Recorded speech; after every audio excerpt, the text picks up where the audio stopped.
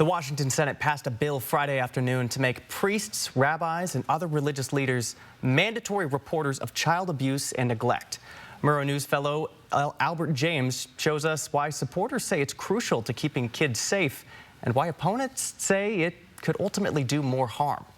This legislation is about protecting children and interrupting child abuse and neglect, including the sexual abuse of children. Senate Bill 5375 would make members of the clergy mandatory reporters like doctors, teachers, and other people who work with kids. Under the law, the religious leaders would be required to tell police if they suspect any harm has been done to a child, even if they learn that information during a confession. Democratic Prime sponsor Noel Frame of Seattle says religious leaders should have a responsibility to report abuse so the state can step in and take action.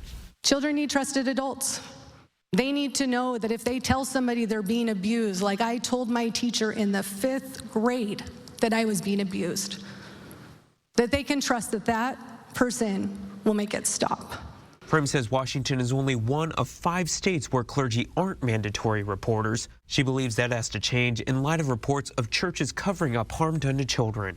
The state does not have to be complicit when religious communities who engage in the practice of covering up abuse and neglect choose to do so. Republicans say they supported previous efforts to make clergy mandatory reporters, but took issue with this bill not exempting information learned in confession. They believe those committing harm may do more harm if they cannot confide in religious leaders. People who want to ask for forgiveness for their past sins, they will not come and ask for help. They also argued the bill violates the First Amendment right to freely practice religion and ultimately drives a wedge between people, their faith, and those who help them in it. It is forcing somebody who's given their entire life, raised their hand, made an oath with God Almighty to choose between God's law and man's law. In the end, the bill passed 28-20 with 2 Democrats joining all Republicans in attendance in opposition.